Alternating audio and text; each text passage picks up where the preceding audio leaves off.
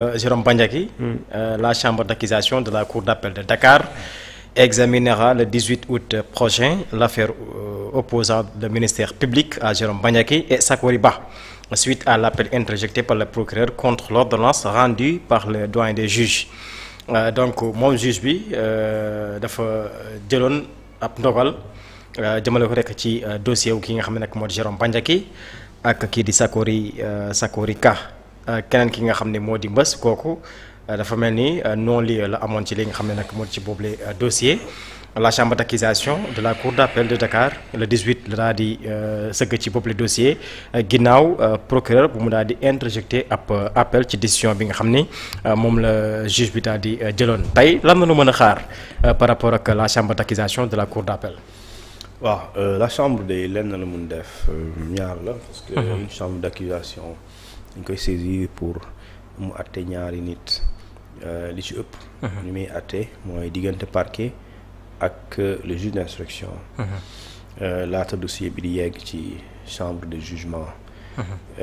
fii li fi am mooy le procureur moom moo jàpp Jérôme Bandiaky ak Sakory Ka ak Bathie Ba ñu jàpp leen ci dossier boo xamante ni kii di Jérôme ñu toppee ko détention illégale d'armes et de munitions toppee ko aussi li ñu tuddee obtention d'avantages indus toppewaat ko li ñuy tuddee escroquerie au service toppewaat Sakory su ma jumbulee détention d'armes ak ki nga xamante ni aussi moom mooy toppee ko aussi li nga xamante ni moom mooy trafic d'armes loolu la ñu wax ak après bàcc moom li ñu ko doon toppee yëpp graaw na comme yii nii bu dee c'est avéré mais dañ ko dindi dañ ko ne yow amuñu vraiment li war a tax ñu war la juger donc dañ koy defar non-lieu léegi décision boobu bu ñu defee instruction ñu placé leen sous mandat dépôt procureur daal di jël dossier bi jox ko juge d'instruction juge d'instruction boobu moom day dem outil information par rapport ak charge yooyu ñu teg ñetti ñooñu c'est-à-dire charge information à charge et des informations à décharge pour xool effectivement est-ce que lii war nañ ko mën a àtte war nañ li mën a yóbbu ñu àtte leen war na mën a yem fii parce que amuñu élément de preuve wala lu doy suffisamment pour ñu war leen yóbbu fële nga xamante moom mooy këru àttekaay alors puisque instruction ci wàllum délit l'instruction dafa am délai buñ ci prévoir le délai c'est 6 mois donc mooy le délai légal de prescription non de l'inscription plutôt alors su matee le juge d'instruction est tenu de clôturer maanaam bu clôturer day am ñaari décision la am pour tànn soit mu def non-lieu parce que jàpp na ne amul élément yi war a tax gars yi ñu àtte leen sinon mu def une ordonnance de renvoi de l'affaire auprès d'une juridiction de jugement donc moom ci loolu ba mu paree instruction daa def non-lieu pour Bathie Ba def ordonnance de renvoi pour kii di Jérôme ak Sakory Ka alors ñooñu ci loolu le procureur nanguwul loolu opposé wul ci non-lieu Bathie Ba bi mais daa opposé aussi li nga xamante ni moom mooy le cas de Sakory Ka et Sakory Ka il n'est pas ki nga xamante ni lañu njëkk a jàpp parce que dañoo jàpp Jérôme plus tard ñu jàpp Sakory après ñu jàpp Bathie Ba mais bu ñu leen jàppee alors ñu jàpp na ne effectivement li tax ñu charge yooyu mu tegoon parce que daf ko teg Sakory mais puisque booy enquête nit li la procureur wax ci base boobu ngay sukkandiku da ngay dem outil information yi war a ne sàcc téléphone bii nga koy tuumaal ba ñu war a def enquête xoolal ndax sàccul sax oto léegi nga dem non seulement gisuloo sàcc oto gisoo sàcc téléphone gisoo sàcc dara en réalité moom sa sàccul danoo juum jàpp ko wala ci dañoo suspecté rek jàpp ko mais moom deful dara ab su boobaa yow juge d'instruction yow lu mu la may nga def loolu léegi nag il se peut que le procureur ne soit pas d'accord léegi si le procureur n'est pas d'accord dafay def lu ñu tuddee opposition parce que soo defee clôture de l'instruction da ngay jël dossier bi waxaat ko procureur les procureurs maintenant su ma jugee xam nga 24 heures xam nga 48 heures dafa lay tontu léegi mu tontu la ne la waaw wala mu tontu la ne déedéet ànduma si léegi su dee àndoo ci ñaari nit ñu wax la juge d'instruction bi wax na procureur wax na kii nee na déet kii nee na waaw ko lay téye. léegi chambre d'accusation ngeen di dem kooku moo leen di séparer. léegi le 18 la chambre d'accusation aura à décider. soit mu ne kii di procureur de la République. li nga wax ne àndoo ci ordonnance de renvoi pour ñu àttee Jérôme ak Sakori àndoo ci effectivement dañ ci war a ànd parce que sa opposition yi vraiment fi nga ko teg motif yi teguwul wala ñun jàpp nañ ne li juge d'instruction bi wax moo wax moom moo war a am bu fekkente ni c'est le cas contraire alors le juge de la chambre d'accusation mën na appuyer le procureur lu mu wax comme quoi parce que lu mu wax tant que liiroo ko mënoo xam ne suppose rek dafa d'accordul en tout cas les doyen des juges wax léegi ci yan point la d'accordul point boobu nag il faut nga tiim document bi te document boobu mënul nekk ci mbedd na en réalité léegi nag li nga xamante ni mooy li am léegi nag kii nga xam ne moo leen di séparer moo di départager plutôt c'est le juge de la chambre d'accusation léegi nag moom